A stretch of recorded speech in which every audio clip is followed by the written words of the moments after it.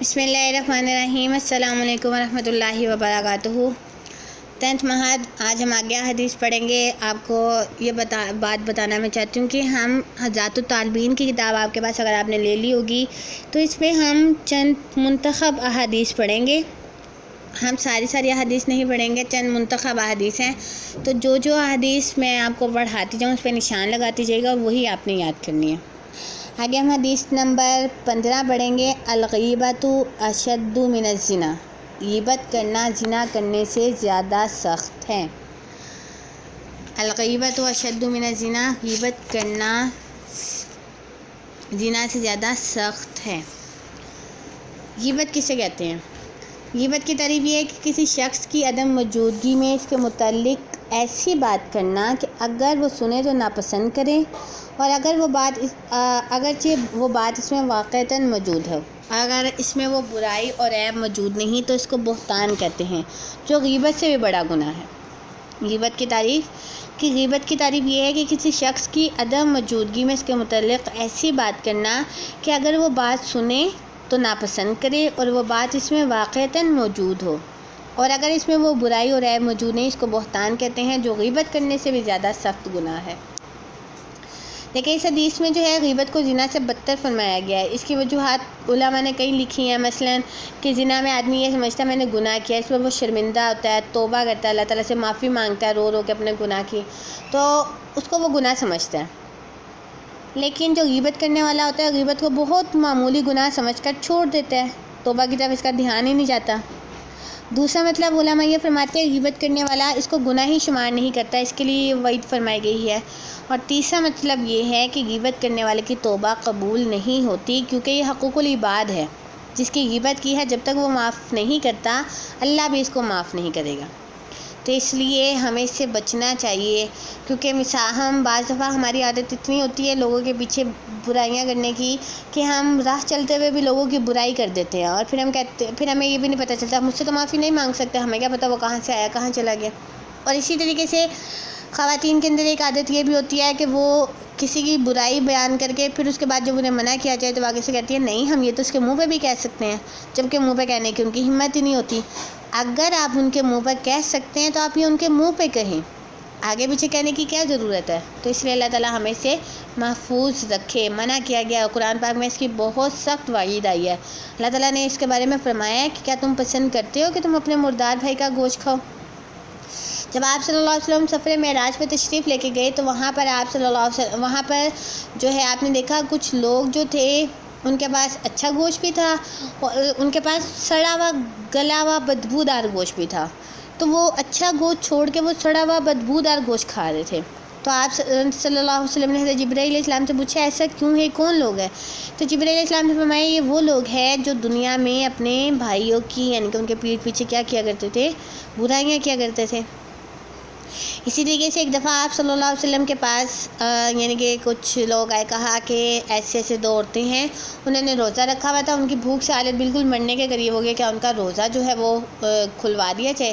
تو آپ صلی اللہ علیہ وسلم نے ان دونوں عورتوں کو بلایا، ان سے پوچھا تم کیا کر رہی تھی؟ انہوں نے کہا یعنی کہ ہم باتیں کر رہے تھے ایسے۔ تو آپ صلی اللہ علیہ وسلم نے ایک پیالہ منگوایا، اس میں غیبت، ان سے کہا کہ وہ قے کریں، انہوں نے جب قے کی تو اس کے اندر سے گوشت کے ٹکڑے نکلے اور وہ صحیح ہو گئی۔ تو پھر پتہ چلا کہ انہوں نے غیبت کی تھی۔ تو غیبت اتنی سخت ترین یعنی کہ اتنا سخت ترین گناہ ہے، اللہ تعالیٰ اسے ہمیں محفوظ رکھے۔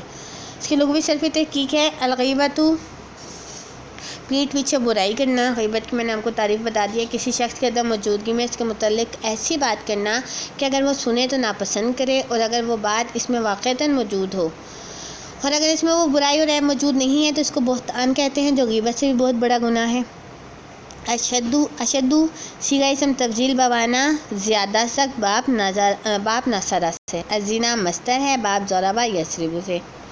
نحوی ترکیب دیکھیں، الغیبۃ مبتدا، اشد صیغہ اسم تفضیل اور ضمیر اس کا فاعل، من حرف جر، الزنا مجرور، جار مجرور مل کر صیغہ اسم تفضیل کے متعلق، اور صیغہ اسم تفضیل اپنے فاعل اور متعلق سے مل کر خبر، مبتدا خبر مل کر جملہ اسمیہ خبریہ ہوا۔ آگے ہے حدیث نمبر 16۔ القرآن حجۃ لک او علیک، قرآن تمہارے لیے یا تمہارے خلاف حجت ہے۔ القرآن حجت لکا او لکا، قرآن تمہارے لیے تمہارے خلاف حجت ہے۔ کیا مطلب؟ قرآن کے دن قرآن مدعی ہوگا، مطلب حدیث کا یہ ہے کہ جو شخص قرآن کے حقوق کو ادا کرے گا تو قیامت کے دن قرآن اس کے بارے میں سفارش کرے گا اور اللہ تعالیٰ اس کی سفارش کو قبول، ایسے شخص کے لیے قرآن حجت اور دلیل بن جائے گا۔ اور اس کے مقابل اگر قرآن کے حقوق ادا نہ کیے جائیں تو قیامت کے دن قرآن اس کے لیے نقصان کا باعث ہوگا۔ جیسا کہ ایک روایت میں آتا ہے کہ قرآن ایسا سفارشی ہے جس کی سفارش قبول کی جائے اور ایسا مدعی ہے جس کا دعویٰ تسلیم کیا جائے گا۔ جس نے اس کو اپنے آگے رکھا اس کو جنت میں داخل کرائے گا اور جس نے اس کو اپنے پر سے پشت ڈالا تو اس کو جہنم میں گرا دے گا۔ اسی طریقے سے ایک روایت میں قرآن کے بارے میں آتا ہے یحاج العباد، قرآن بندوں سے جھگڑا کرے گا اپنے حقوق کے بارے میں، جس طرح انسان آپس میں ایک دوسرے سے جھگڑا کرتے ہیں۔ اس سے یہ بات معلوم ہوئی کہ صرف قرآن پڑھ لینا نجات کے لیے کافی نہیں بلکہ اس پر عمل کرنا بھی ضروری ہے۔ اسی طریقے سے آتا ہے نا جو انسان رات کو روز سورۃ ملک پڑھ کے سوئے گا اور صبح سورۃ یاسین پڑھے گا تو قیامت والے دن جو ہے جب وہ مر کے اس کو قبر میں رکھا جائے گا تو جب اس کو پاؤں کی طرف سے عذاب ہونا شروع ہوگا تو سورۃ ملک وہاں آگے کھڑی ہو جائے گی کہ اللہ کہ اگر تو نے اس بندے کو عذاب دینا ہے تو مجھے اپنے قرآن سے نکال دے۔ اسی طریقے سے سر کی طرح جانب کھڑا ہو جائے گا کہ اگر تو نے اس کو عذاب دینا ہے تو مجھے قرآن سے نکال دے، تو اس طریقے سے اللہ تعالیٰ اس سے عذاب کو ختم کر دیں گے۔ آگے اس کی لغوی صرفی تحقیق ہے۔ سب سے پہلے قرآن کی عربی میں تعریف ہے،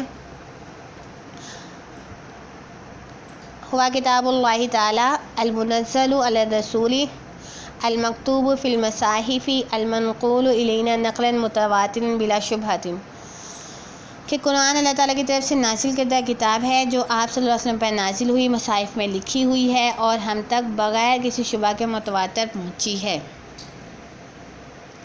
حجت بمعنی دلیل، اس کی لغوی صرفی تحلیل ہے نحوی ترکیب ہے القرآن مبتدا، حجت مصدر، لام حرف جر، کاف ضمیر مجرور، جار مجرور مل کر معطوف الیہ، او حرف عطف، الا حرف جر، کاف ضمیر مجرور، جار مجرور مل کر معطوف الیہ اور معطوف مل کر مصدر کے متعلق ہو جائیں گے۔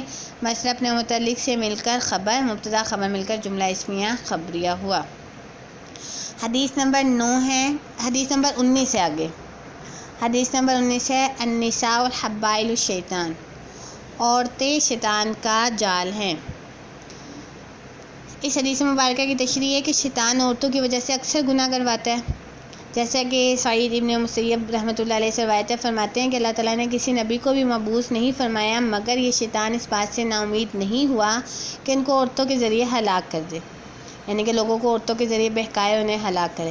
اسی طرح حضرت حسن بن صالح رحمۃ اللہ علیہ فرماتے ہیں شیطان عورتوں کو خطاب کر کے یہ کہتا ہے، اے عورتوں تم میرا آدھا لشکر ہو اور تم میرے ایسے تیر ہو کہ جس کو تمہاری وجہ سے مارتا ہوں شیطان نشانے سے خطا نہیں کرتا اور میری بھیٹ کی جگہ ہو اور میری حاجت پوری کرنے میں قاصد کا کام دیتی ہو، یعنی کہ اگر مجھے کہیں پہ گناہ کروانے ہیں اور کوئی بھی غلط کام کروانا ہے تو وہاں پر کون کام آسان کرتا ہے؟ عورتیں، اس لیے عورتوں کو شیطان کا جال کہا گیا ہے۔ اس کی لغوی صرفی تحقیق ہے حبائل، یہ جمع ہے حبالت ان کی بمعنی جال۔ اس کی نحوی ترکیب ہے النساء مبتدا، حبائل مضاف، الشیطان مضاف الیہ، مضاف و مضاف الیہ مل کر خبر، مبتدا خبر مل کر جملہ اسمیہ خبریہ ہوا۔ حدیث نمبر 22 ہے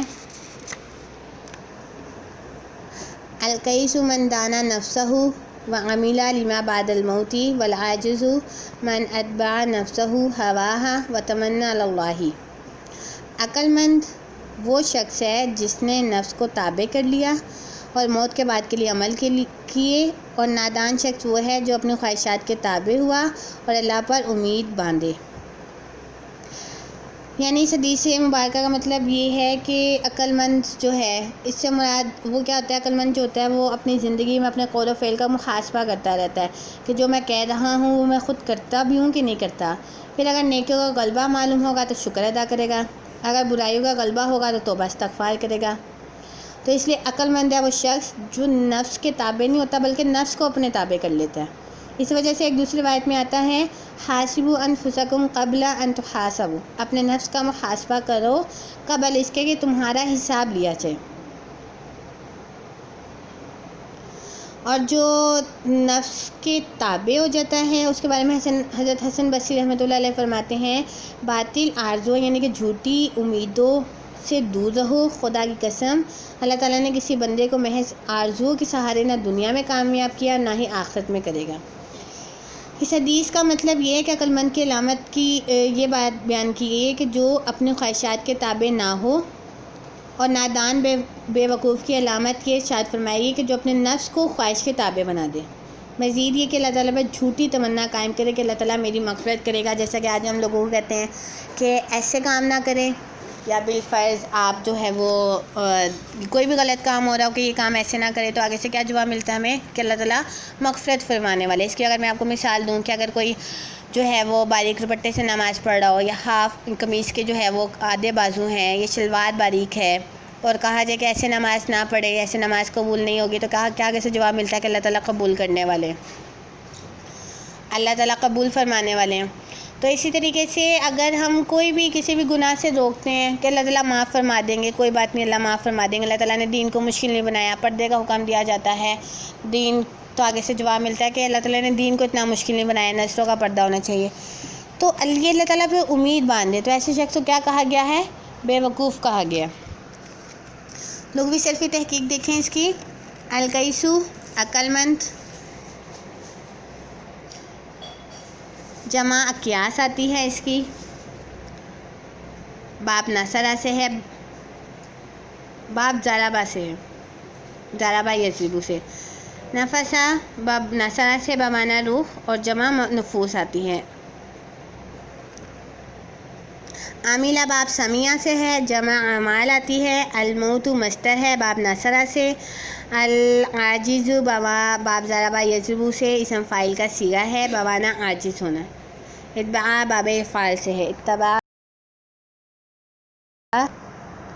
اس کی ترکیب دیکھیں، القیس مبتدا، من موصولہ، دانا فعل، ضمیر اس کا فاعل، نفسہ مضاف، ہو ضمیر مضاف لے، مضاف و مضاف لے مل کر مفعول، فعل فاعل مفعول مل کر معطوف الیہ، واو حرف عطف، عاملہ فعل با فاعل، لام حرف جر، ما موصولہ، بعد مضاف، الموت مضاف لے، مضاف و مضاف لے مل کر ما موصولہ کے لیے صلہ، موصولہ صلہ مل کر لام حرف جر کے لیے مجرور، جار مجرور مل کر عاملہ فعل کے متعلق، عاملہ فعل فاعل اپنے متعلق سے مل کر معطوف، معطوف اور معطوف الیہ مل کر من موصولہ کے لیے صلہ، موصولہ صلہ مل کر مبتدا کے لیے خبر، مبتدا خبر مل کر جملہ اسمیہ خبریہ ہوا۔